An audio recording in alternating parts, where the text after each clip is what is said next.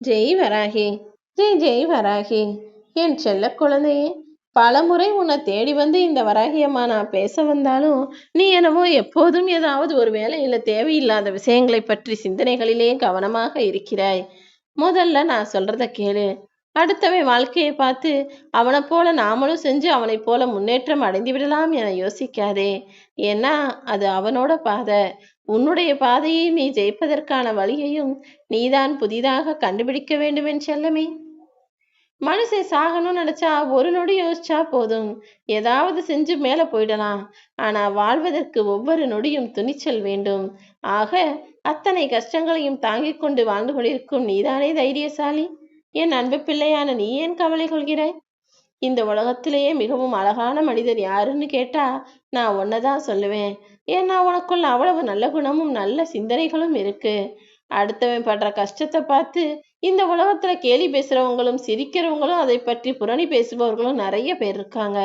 ஆனா அடுத்தவர் சந்தோஷப்படும் போது அதை பார்த்து சந்தோஷப்படக்கூடிய ஆளாக நீதானே இருக்கிறாய். அதனால்தான் எனக்கு உன்னை மிகவும் பிடிக்கும். சந்தோஷத்துல உன் கூட இருந்து உனக்காக சிரிக்கிறவங்களை காட்டிலும் நீ கஷ்டப்படும் போது உனக்கு தோள் கொடுத்து துணையாக நிற்கும் மனிதர்களை நீ ஒருபோதும் மறக்காதே என் செல்லமே. நான் அவமானப்பட்டிருக்கேன், நான் கஷ்டப்பட்டிருக்கேன்னு உன்னுடைய எதிர்மறையான விஷயங்களை மட்டுமே நீ பெரிதாக பார்க்கிறாயே. சில அவமானங்கள் தான் உன்னை சரியாக வாழ்வதற்கான வழிகாட்டலாக இருக்க போகுது. அதுதான் உன் வாழ்க்கைக்கான நல்ல விஷயங்களையும் உனக்கு கற்றுக் கொடுக்கும். நீ எப்போதும் மனிதர்களை தேடி தேடி போய் அன்பையும் பாசத்தையும் காட்ட வேண்டாம். ஏன்னா நீ அப்படி தேடி போய் அன்பை நிரூபிக்க போனால் அவர்கள் உன்னை அவமானம் மட்டும்தான் படுத்துவார்கள். உனக்கு கிடைச்ச அவமானங்கள் ஏற்கனவே நிறைய இருக்கு. அதை மட்டும் அனுபவமாக வச்சுக்கிட்டு உன் வாழ்க்கையில் தன்மானம் மூலமாக நீ தைரியமாக ஜெயித்து வர வேண்டும். என் அன்பு பிள்ளையே, நீ யாருக்கிட்டையும் எந்த பலனையும் எதிர்பார்க்காமல் அன்பு செலுத்தக்கூடிய ஆளாக இரு. அந்த நல்ல குணம் யாருக்கும் அவ்வளவு சுலபமா வந்துடாது. இந்த காலத்துல பெற்றவர்கள் மட்டும்தானே தன் பிள்ளைகளிடம் எதையும் எதிர்பார்க்காமல் அன்பு செலுத்துகிறார்கள். அப்படி கலியுகமாக மாறிவிட்ட இந்த உலகத்துல சில பெற்றவர்களும் கூட இப்போது தன் பிள்ளைகள் நல்லா வளர்ந்து ஆளாகி தன்னை நல்லா வச்சு பார்த்துக்கணும்னு நினைக்கிறாங்க.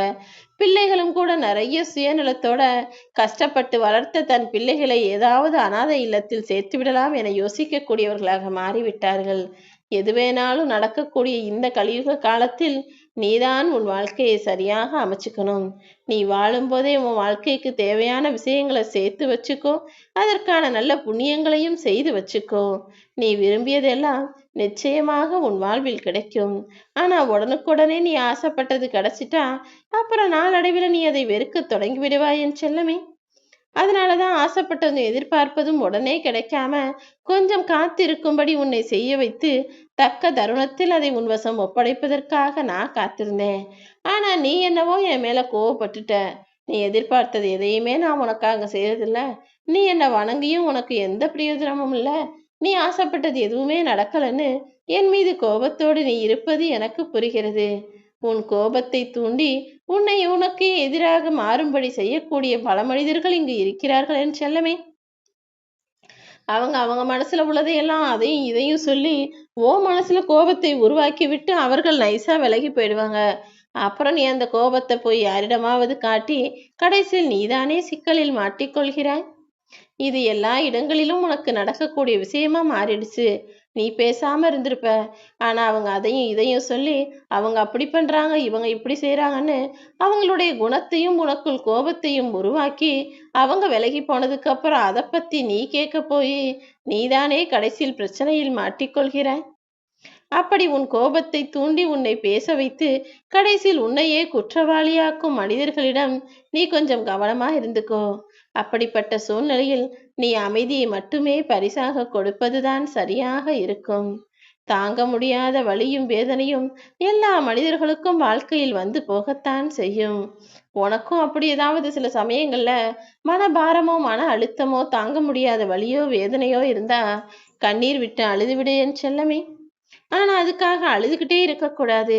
தொடர்ந்து எதற்கெடுத்தாலும் அழுக ஆரம்பிச்சா உனக்குள்ள இருக்க தன்னம்பிக்கை ஒளியே அணைந்து போய்விடும். உன்னுடைய எல்லா துன்பங்களுக்கு பிறகும் உனக்கான மகிழ்ச்சியை தருவதற்கு இந்த வராகி அம்மா நான் தயாரா இருக்கேன். இத்தனை நாட்கள் கஷ்டப்பட்டு துன்பப்பட்டு துயரப்பட்ட உன் வாழ்வில் இன்பங்களை நான் தரத்தான் போகிறேன் என் செல்லமே. ஒரு தவறை செய்கிறோம் என்று தெரிந்து கொண்டுதானே நீ செய்கிறாய். அப்படி இருக்கும்போது அதற்கு தண்டனை கொடுக்கும்போது மட்டும் ஏன் இப்படி வருத்தப்பட்டு வேதனைப்படுகிறாய்?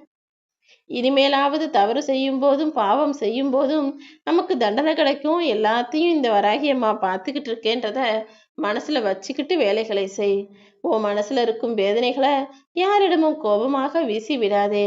ஏன்னா எல்லார் மனசுலையும் வேதனைகளும் 1000 பிரச்சனைகளும் இருக்கதா செய்து. அவங்களே அவங்க வாழ்க்கையில 1000 வழிகளை சுமந்து கொண்டு இருக்கும்போது நீயும் தேவையில்லாமல் வார்த்தைகளை வீசி யாரையும் காயப்படுத்தி விடாதே என் செல்லமே. வார்த்தைகளில் கவனமாக இருக்க பழகு. எல்லாருக்கிட்டையும் அன்பா இரு. எல்லாருக்கும் ஆறுதல் சொல்லு. உனக்கு என்ன கிடைச்சதோ அதை எல்லாருக்கும் பகிர்ந்து கொடுத்து வாழ பழகு. இன்று உனக்கு நடந்த விஷயம் நாளை இன்னொருவருக்கும் நடக்கலாம் அல்லவா? நல்லதோ கெட்டதோ எல்லார் வாழ்க்கையிலும் எல்லா அனுபவங்களும் வந்து போய்த்தான் தீரும். இன்னைக்கு ஒருத்தரை சாமர்த்தியமா ஏமாத்திட்டோம்னு கர்வம் கொள்ளக்கூடிய மனிதர்கள் நாளை இன்னொரு விஷயத்துல அதே மாதிரி பெரிய விதத்தில் ஏமாற்றப்படுவார்கள். ஏன்னா விதைச்சவனுக்கு அறுவடை கிடைக்குங்கிற மாதிரி நல்லது செஞ்சவனுக்கும் நல்லது நடக்கும், கெட்டது செஞ்சவனுக்கும் கெடுதல் நிச்சயமாக உண்டாகும். யார் உன்னை கேலி செய்தாலும் ஐயோ இப்படி என்னை கேலி செஞ்சுட்டாங்க அவமானப்படுத்திட்டாங்கன்னு நினைச்சு அதே இடத்தில் நின்று போய்விட வேண்டாம். நீ முன்னேறி சென்று போய் பார்த்தால் அவங்க அதே இடத்துல நின்று இன்னொருத்தரை கேலி செஞ்சுக்கிட்டு இருப்பாங்க. நீ எப்போதும் எதன் மீதும் அதிக ஆசை வைக்காதே என் செல்லமே. அப்படி நீ அதிக ஆசை வைப்பது மூலமாக அதுவே விஷமாக மாறி உன்னை அழிக்கக்கூடும். இந்த உலகில் நடக்கக்கூடிய மிகப்பெரிய சாதனைகள் எல்லாம் வலிமையால் நடத்தப்பட்டது கிடையாது. தொடர்ந்து விடாமுயற்சி செய்த மனிதர்கள் மட்டும்தான் சாதனை செய்துள்ளவர்களாக இருக்கிறார்கள். நீயும் விடாமுயற்சியோடும் வைராகிய எண்ணத்தோடும் உன் வாழ்க்கையை வாழு. இதுநாள் வரை உனக்கு கிடைக்காதது இனிமே நிச்சயமாக கிடைக்கும். நீ விரும்புவது ஒருவேளை உனக்கு கிடைக்காம போயிருக்கலாம். ஆனால் அதைவிட தகுதியானதையும் சிறப்பானதையும் உனக்கு கண்டிப்பாக கிடைக்கும்படி நான் செய்வேன். நேற்றைய பொழுதும் நிஜம் கிடையாது, நாளைய பொழுதும் நிச்சயம் கிடையாது. ஆனா இன்றைய நாள் உனக்கு மட்டும்தானே சொந்தம். நீ உன் வாழ்க்கையை முறையாக அமைச்சுக்கோ. செயல் புரியாத மனிதனுக்கு, எந்த முயற்சியும் செய்யாத மனிதனுக்கு நான் ஒருபோதும் உதவி செய்வதில்லை. நீயும் எல்லாருக்கும் நல்லது நினைக்கக்கூடிய நல்லது செய்யக்கூடிய ஆளாக, கடின முயற்சியையும் விடாப்பிடியான வேலைகளையும் செய்யக்கூடிய ஆளாக இரு. யாருமே உன்னால மனசு காயப்பட்டு என்னிடம் வந்து வருந்தும்படி சூழ்நிலையை உண்டாக்கி விடாதே என் செல்லமே. நீ என்ன நினைக்கிற? எல்லாருக்கும் உன்னை பிடிக்கணும், எல்லாருக்கும் பிடிச்ச மாதிரி நீ பேசணும்னு நினைக்கிற. ஆனா அது யாராலும் முடியாத காரியம். மற்றவங்களை எல்லாருக்கும் பிடிக்கும்படி பேசணும்னா போய் தான் பேசணும். ஏன்னா உண்மையை எல்லாரும் விரும்ப மாட்டார்கள் அல்லவா? அதே போல எல்லாருக்கும் உன்னை பிடிக்கிற மாதிரி நீ நடந்துக்கணும்னா எல்லாருக்கும் பிடிச்சது போல அவர்கள் ஆசையையும் தேவையையும் உணர்ந்து அதற்கேற்றாற் போல நீ நடிக்கத்தான் வேண்டும். ஏன்னா எல்லாருடைய குணமும் எல்லாருடைய எண்ணமும் வேறு வேறாக இருக்கும்போது எல்லாருக்கும் எப்படி ஒரு விஷயம் பிடிக்கும்னு நீ நினைக்கிற? ஒவ்வொருவரும் ஒவ்வொரு விதமான விஷயங்களில் பிடித்தம் கொண்டவர்களாக ஆசை கொண்டவர்களாகவும் இருப்பார்கள். நீ மற்றவர்களுக்காக வாழ நினைக்காதே. நீ நீயாகவே இரு. அளவோட பேசு. அதிகமா பேசினா ஒரு கட்டத்துல உன்னையே வெறுத்து விடுவார்கள். அப்புறம் ஒதுக்கியும் வைப்பார்கள். அதனால்தான் முடிஞ்ச அளவுக்கு மௌனமாறு. எல்லாரும் உன்னை தேடும்படி பார்த்துக்கொள் என நான் சொல்கிறேன். இருக்கிற இடம் தெரியாம நீ இருந்தீனா உனக்கு கிடைக்க வேண்டியது தானாகவே தேடி வந்து சேரும். உனக்கு வலியையும் வேதனையும் கொடுத்த மற்ற மனிதர்களை மறந்து விடு. உன்னை குறை சொல்லி குற்றம் சாட்டிய மனிதர்களை மன்னித்து விடு. உனக்கு துரோகம் செய்தவர்களிடமிருந்து ஒதுங்கி நின்று விடு. உன் மனசை காயப்படுத்திய மனிதர்களை கண்டும் காணாமல் கடந்து சென்றுவிடு. உனக்கான பல நல்ல விஷயங்களை இந்த வராகி அம்மா உன் வாழ்க்கையில நடத்தி முடிப்பதற்காகவே வந்தேன்.